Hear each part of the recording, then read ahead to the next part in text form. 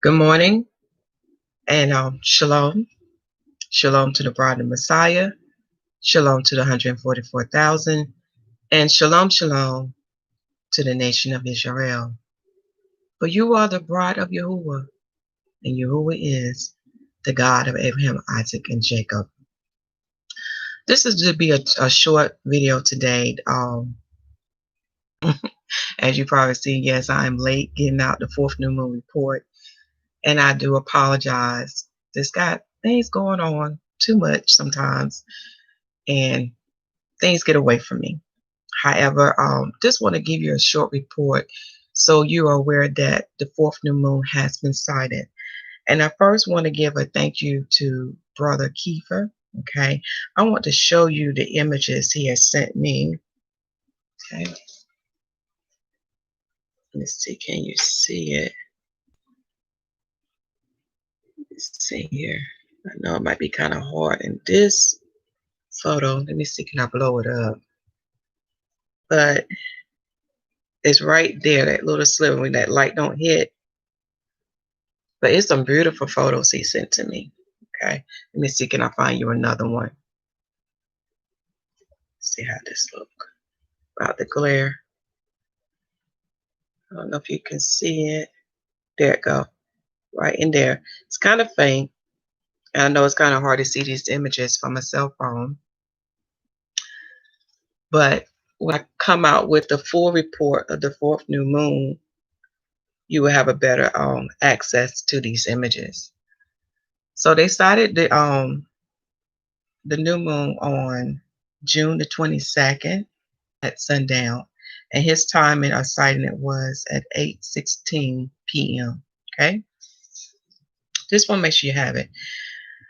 But far as the fourth new moon, I know in the Hebrew tongue we don't have a Hebrew name for it. In the Babylonian tongue they have a name, but it's named after another god. And when you study the history of my ancestors who are Israelites, today the world calls them Jews, you will begin to understand why they associate the fourth month with that deity. So what I would do, I'm going to work on the calendar first because I want you to see the biblical events that take place in the fourth month. Also, I want you to have access to the playlist that pertains to the fourth month to understand why the Israelites named that month Tammuz. Okay. But most importantly, I want you to see the fourth month as two things. It's two major events that take place in that month. And the first one is the cease of the daily sacrifice. And what I'm talking about, when you read Numbers chapter 28, I suggest you read both, but it's mainly in Numbers 28, as well as in the other books of Torah. You will learn that the daily sacrifice was done at morning and evening. Okay, this sacrifice was done daily. It did not cease. But as time went on, due to my ancestors' disobedience, the Father took it away from them with the ancient Babylonians, with the Greeks, and then he finally put it in with the Romans. Okay, so that's that month is very important to look at, because when he ceased that daily sacrifice, it took place with the fourth beast, which is the Roman Empire that we're in today. The next biblical event that ties into the fourth month is dealing with the wheat harvest. And I know many of my fellow Israelite brothers and sisters may disagree with me, but remember I told y'all that the heavens go in hand with the earth.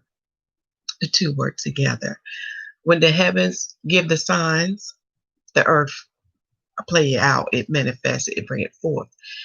And those who are well studied in agriculture will learn that wheat is only right in the summertime. Same thing with the grapes.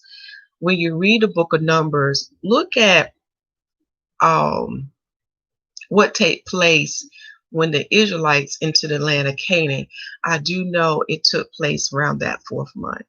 And notice what they found. They found ripened grapes in that 4th month. And they was in that land searching out for a month and 10 days. It was 40 days. So when you go back and read the book of Numbers, write out the timeline event, because you would come to understand that when they sent the spies out in the land of Canaan, it was in that 4th month time. So like I said before, the heavens give the sign and the earth manifested it, plays it out. So any farmer would tell you that wheat is only ripened in summertime. Okay. And when you study the Most High calendar, you would know when summertime is. Okay. So you probably saying, well, what that has to do with anything? Remember, our Father gave us a carnal representation to understand the what was, the what is, and what yet to come. And this is why I will also call the 4th month the month of the wheat harvest. It is the month of Pentecost. It is the month to give you understanding, O bride, and 144,000, what has taken place with you. But there are 3 parts to the regeneration. You are born of the water, you're born of the Spirit, and the 3rd part, you're waiting for your tabernacle to be changed. Which remind me of 2nd Ezra chapter 2, because Ezra, in the Greek tongue they say Esdras, he talks about that tabernacle that you shall receive. Read 2nd Ezra chapter 2, for it relates to Revelations chapter 7. Okay. But getting back on time, it is the month of the wheat harvest. And we can see the signs taking place in the heaven and the earth. I mean, it's getting stronger. The sisters who has shared their prophecies, it's on the video dealing with another judgment is coming.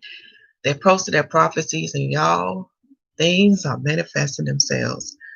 It's so much going on. And it also relates to what I share with y'all. Remember, I told you there's a sword is upon our nation. So much is going on. We can see the signs in the heavens. We can see the sign in the earth. And we can see the sign upon Jacob. So as we have come in the 4th month, take this time to meditate on those 2 things, those 2 biblical events I'm telling you about, which is Shavuot, not only us being filled with the fullness of Yah, but also think about the wheat harvest, how it pertains to the bride in the 144. Because when you compare to the barley harvest, we think about that Omer, that first one that resurrected, and we know that was the second Adam, the Messiah. So he set the example of what should take place with the bride and the 144,000. Okay, remember I told you there's going to be many different types of gatherings at different times.